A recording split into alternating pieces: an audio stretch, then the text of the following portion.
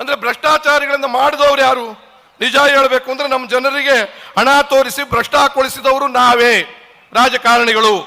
ಹಿಂದೆ ನಮ್ಮ ಜನ, ನಾನು ಹಿಂದೆ ಚುನಾವಣೆಯಲ್ಲಿ ನಿಂತಿದ್ದೆ, ಹಣ ಕೊಟ್ಟು ನಮ್ಮನ್ನು ಗೆಲ್ಲಿಸ್ತಾ ಇದ್ರು, ಊಟ ಹಾಕಿ ನಮ್ಮನ್ನು ಗೆಲ್ಲಿಸ್ತಾ ಇದ್ರು, ದಾಸೋಹ ಮಾಡಿ ನಮ್ಮನ್ನು ಗೆಲ್ಲಿಸ್ತಾ ಇದ್ರು ಚುನಾವಣೆಯಲ್ಲಿ. ಇವತ್ತೇನಾಗಿದೆ? ಹಂಡೆಯಲ್ಲಿ ಇವತ್ತು ನಾವು ಅಧಿಕಾರಕ್ಕೆ ಬಂದ ಮೇಲೆ ಹಂಡೆಯಲ್ಲಿ ಹಣ ಮಾಡ್ತೀವಿ, ಕಿಂಡಿಯಲ್ಲಿ ದುಡ್ಡು ಕೊಡ್ತಾ ಇದ್ದಾರೆ ನಿಮಗೆ. ಇದಕ್ಕೆ ರಾಜಕೀಯನ ನಾವು ಒಪ್ಕೋಬೇಕಾದ ಪರಿಸ್ಥಿತಿ ಇದೆ. ಬಹುತೇಕ ನಿಮಗೆ ಬಹಳ ಅರ್ಥ ಆಗುತ್ತೆ ಈ ವಿಚಾರಗಳು. ಯಾರನ್ನು ಉದ್ದೇಶಿ ನಾನು ಮಾತಾಡ್ತಾ ಇಲ್ಲ. ಸಾರ್ವಜನಿಕ ಜೀವನದಲ್ಲಿ ಈಗ ಅಬ್ಬರ ಅಟ್ಟಹಾಸ ಜಾಸ್ತಿ ಆಗಿದೆ.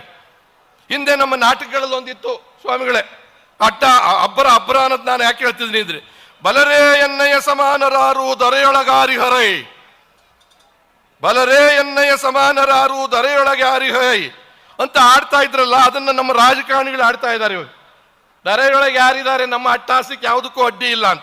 ಆ ಅಬ್ಬರಕ್ಕೆ ಕಾರಣ ಇಲ್ಲಿರುವ ಬಂಡಿ ಹಣ. ಹಿಂದೆ ಬಕಾಸುರನಿಗೆ 12 ಬಂಡಿ ಅನ್ನ ಕೊಡಬೇಕು ಅಂತ ಒಂದು ಒಪ್ಪಂದ ಆಗಿತ್ತಂತೆ, ನಮ್ಮ ರಾಮ ಇದರಲ್ಲಿ ಕಳಿಸ್ಬೇಕು ಅಂತ ಆಯ್ತು. ಈಗ ಅವರಿಗೆ ಬಂಡಿಗಟ್ಟಲೆ ಹಣ ಕಳಿಸ್ಬೇಕು. ಹಣ ಇಲ್ಲದೆ ಏನೂ ಮಾಡಕ್ ಸಾಧ್ಯ ಇಲ್ಲ. ಇವತ್ತಿನ ಪರಿಸ್ಥಿತಿ ಎನ್ನುವ ಪರಿಸ್ಥಿತಿಗೆ ನಾವು ನಿರ್ಮಾಣ ಆಗಿದ್ದೇವೆ. ಇವರ ಅಬ್ಬರ ಅಟ್ಟಹಾಸಕ್ಕೆ ಪಾಪ ಜನರು ಎದುರು ಬಿಡ್ತಾರೆ. ಅಬ್ಬರಿಸಿ ಬೊಬ್ಬಿರಿಸೋದಿಲ್ಲರಿಗೂ ಭಯವಿಲ್ಲ, ಇದು ಹೇಳಬೇಕಾಗಿದೆ ನಾವು. ಆದ್ರೆ ಈ ಬಬುರ್ವಾನ ಹೇಳ್ದಂಗೆ ತೊಡೆ ತಟ್ಟು ನಿಲ್ಲಕ್ಕೆ ಸಾಧ್ಯನ ನಮ್ಮ ಜನದ ಕೈಲಿ? ಶುದ್ಧವಾಗಬೇಕಲ್ಲ. ಅದನ್ನೇ ಸ್ವಾಮಿಗಳು ಸುಮಾರು ವರ್ಷದಿಂದ ಇವತ್ತು ಯಾತಕ ಅವ್ರನ್ನ ಬೇಸ್ತೀನಿ ಸರ್ಕಾರ ಮಾಡಬೇಕಾದ ಕೆಲಸವನ್ನ ಸಂಪೂರ್ಣವಾಗಿ ಒಬ್ಬ ವ್ಯಕ್ತಿ ಮಾಡ್ತಿದ್ದಾರೆ, ಶುದ್ಧೀಕರಿಸ್ತಿದ್ದಾರೆ. ಏನನ್ನು ಶುದ್ಧೀಕರಿಸ್ತಿದ್ದಾರೆ? ನಮ್ಮ ಬದುಕನ್ನು ಶುದ್ಧೀಕರಿಸ್ತಿದ್ದಾರೆ, ನಮ್ಮ ಬುದ್ಧಿಯನ್ನು ಶುದ್ಧೀಕರಿಸ್ತಾ ಇದ್ದಾರೆ, ನಮ್ಮ ವ್ಯವಸ್ಥೆಯನ್ನು ಶುದ್ಧೀಕರಿಸ್ತಾ ಇದ್ದಾರೆ, ಊರನ್ನು ಶುದ್ಧೀಕರಿಸ್ತಿದ್ದಾರೆ, ರಾಜ್ಯ ದೇಶವನ್ನು ಶುದ್ಧೀಕರಿಸ. ನಾವು ಏನಾಗಿದ್ದೀವಿ? ಓಟಿಗೆ ಬಂದಾಗ ಕೇಳಬೇಕಾಗತ್ತೆ, ಸ್ವಾಮಿ ಹೊಡೀರಿ, ಇವತ್ತು ಕೇಳಬೇಡಿ, ಮಂಗಳಾರತಿ ಎತ್ತಿ, ಆರತುರ ಹಿಡ್ಕೊಂಡಲ್ಲ, ಪೊರ್ಕೆ ತಗೊಂಡು ಮಂಗಳಾರತಿ ಎತ್ತಿ. ಪೊರ್ಕೆ ಇರೋದು 2 ಕೆಲಸಕ್ಕೆ, ತಪ್ಪು ಮಾಡಿದಾಗ ಹಿಡ್ಕೊಂಡು ಬಡಿಯಕ್ಕೆ, ಗಲೀಜಾದಾಗ ಗುಡ್ಸಕ್ಕೆ. ಗುಡಿಸಿ ಎದುರಿಗೆ ನಿಂತಾಗ ಮಕ ಕೆರೀರಿ. ಅಂಬೇಡ್ಕರ್ ಸಂವಿಧಾನಕ್ಕೆ ಗೌರವಿಸಬೇಕು. ಭಾರತ ಕಂಡ, ರಾಜ್ಯ ಕಂಡ ಕೆಲವು ಪ್ರಾಮಾಣಿಕರನ್ನ ಜ್ಞಾನಿಸ್ಬೇಕು. ಲಾಲ್ ಬಹದ್ದೂರ್ ಶಾಸ್ತ್ರಿ ರೈಲ್ ಆಕ್ಸಿಡೆಂಟ್ ಆದಾಗ ಇಮ್ಮಿಡಿಯೇಟ್ ಆಗಿ ರಾತ್ರಿ ರಾಜೀನಾಮೆ ಕೊಡ್ತಾರೆ ತಮ್ಮ ಸ್ಥಾನಕ್ಕೆ. ಅದು ಮೌಲ್ಯ. ಇಲ್ಲಿ ನಾನು ಯಾಕೆ ಕೊಡ್ಲಿ? ಅವ್ನು 1000 ರೂಪಾಯಿ ಲೋಟ್ ಮಾಡೋದು, ನಾನು 2000 ಮಾಡಿದ್ದಾನೆ, ನಂದೇ ಲೆಕ್ಕ 1,000 ಕೋಟಿ ಮಾಡಿರೋದು, ನಾನು ರಾಜೀನಾಮೆ ಕೊಡಬೇಕಾಗಿರ್ಲಿಲ್ಲ ಸ್ಥಿತಿ ನೀವು ನೋಡಿದ್ದೀರಾ ಇವತ್ತಿನ ದಿವಸ. ಅಂದ್ರೆ ವಲ್ಲಭಾಯ್ ಪಟೇಲ್, ಜಯಪ್ರಕಾಶ್ ನಾರಾಯಣ್. ಎಲ್ಲಿದ್ದೀವಿ ಅಂದ್ರೆ, ಯಾಕೆ ಸ್ಪೀಡಾಗಿ ಹೇಳ್ತಿದ್ದೀನಿ ಅಂದ್ರೆ ಟೈಮ್ ಈಗ ಎಲ್ಲಿದ್ದೀವಿ ನಾವೀಗ? ರಾಜಕಾರಣ ಏನಾಗಿದೆ ಇವತ್ತು? ವೈವಿಧ್ಯಮಯವಾದ ಉದ್ಯಮವಾಗಿದೆ. ದೇಶ ಸೇವೆ ಆಗಿಲ್ಲ, ರಾಜ್ಯ ಸೇವೆ ಆಗಿಲ್ಲ, ಜನರ ಸೇವೆ, ವೈವಿಧ್ಯಮಯ ವಿದ್ಯಮಯ ಅರಾಜಕತೆಯನ್ನು ಸೃಷ್ಟಿಸುವ ಕಾರ್ಖಾನೆಗಳಾಗಿವೆ.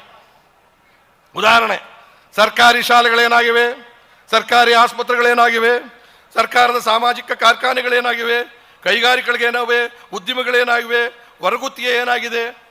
ಯಾವುದಾದ್ರೂ ನೆಟ್ಟಿಗಿದೆಯಾ ನಮಗೆ?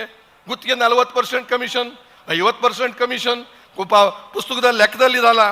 ಸರ್ಕಾರಿ ಕೆಲಸ ದೇವರ ಕೆಲಸ ಅಂದ್ರೆ ಸರ್ಕಾರಿ ಕೆಲಸ ಲಂಚದ ಲೂಟಿಕೋರರ ಕೆಲಸ ಆಗಿದೆ. ಅದ್ರ ಬದಲಾಯಿಸಬೇಕಾಗಿದೆ. ಯಾಕಿದ ಸಂಕಟದಿಂದ ಹೇಳ್ತಿದ್ರೆ, ಇನ್ನೂ ಯಾವತ್ತು ನಾವು ಅರ್ಥಕೊಳ್ಳೋದು? ನೀವು ಯಾರನ್ನ ಬದಲಾಯಿಸೋಣ. ಈ ಸರಿ ಆ ಥರದ್ದು ಯೋಚನೆ ಮಾಡಿ, ಜನಗಳನ್ನೇ ಹಾಕ್ಬೇಡಿ. ಕಳೆದ ಚುನಾವಣೆಯ ಪ್ರಚಾರಕ್ಕಿಂತ ಹೋಗ್ತಾ ಇದ್ದೆ, ಒಂದು ದಾರಿಯಲ್ಲಿ ಒಬ್ಬ ಆಯ್ಕೆ ಮಾಡ್ತಕ್ಕಂಥ ಒಂದು ಮಾರ್ಗವನ್ನು, ಮತದಾನ, ಕಡ್ಡಾಯ ಮತದಾನ ಮಾಡೋವಾಗ ಯೋಗ್ಯರನ್ನ ಮಾತಾಡಿ ಅಂತ ಹಿಂದೆ ಹೇಳಿದ್ದೆ. ಎಂಥವ್ರನ್ನ ಮಾಡಬೇಕು, ಮತದಾನವನ್ನು ಮಾಡಬೇಕು ಅನ್ನೋ ಕಥೆನೂ ನಾನು ಹೇಳಿದ್ದೆ. ಆ ದೃಷ್ಟಿಯಿಂದ ನನಗಿದು ಯಾವುದೂ ಏನೂ ಆಗಬೇಕಾಗಿಲ್ಲ. ನಾನು ಇವತ್ತು ಹೇಳ್ತೀನಿ, ನಾನು ಮುಖ್ಯಮಂತ್ರಿ 1980ರಿಂದ 45 ವರ್ಷದಿಂದ ನಾನು ಮುಖ್ಯಮಂತ್ರಿ. ಯಾರೂ ನನ್ನನ್ನು ಬದಲಾಯಿಸೋಕ್ಕಾಗಿಲ್ಲ ಇದುವರೆಗೂ ಕೂಡ.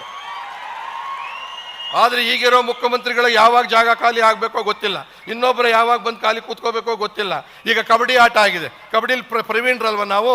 ಕಾಲು ಎಳೆಯೋದು ಕಾಲು ಕೊಡೋದು, ಕಾಲು ಎಳೆಯೋದು ಕಾಲು ಕೊಡೋದು, ತೊಡ್ರಗಾಲು ಬಿದ್ದವನು ಮುಂದಕ್ಕೆ ಹೋಗ್ತಾನೆ, ಹಿಂದಕ್ಕೆ ಹೋಗ್ತಾನೆ. ನಾವು ಅದನ್ನು ಯಾವುದೂ ಮಾಡೋದು ಬೇಕಾಗಿಲ್ಲ. ನಾವು ಜುಟ್ಟಿಡ್ದು ಎಳೆಯೋಕ್ಕೆ ಪ್ರಯತ್ನ ಮಾಡಿ, ಬಾಪ ಹಿಂದಕ್ಕೆ ಸಾಕು, ತಿಂದಿದ್ದು ಸಾಕು, ತೇಗಿದ್ದು ಸಾಕು, ಲದ್ದಿ ಸಾಕು, ಬಾಪ ಅಂತ ಹೇಳಬೇಕಾಗಿದೆ.